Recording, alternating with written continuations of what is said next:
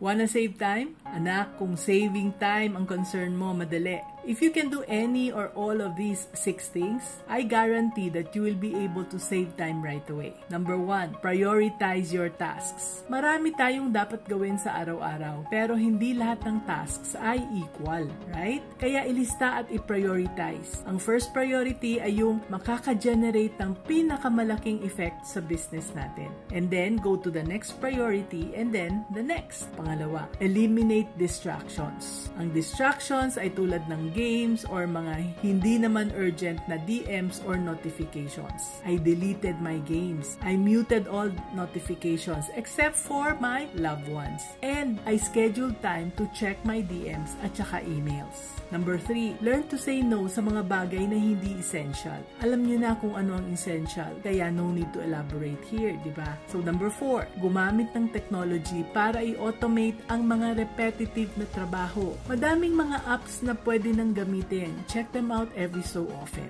Number 5, i-delegate ang mga pwedeng ipagawa sa iba. May tamang process ang pag-hire ng tao at pag-delegate. Pag-aralan ito. And lastly, number 6, take breaks. Pwedeng hourly or daily or weekly to avoid burnout. Manage your time effectively to achieve more and be a business-minded Pinoy.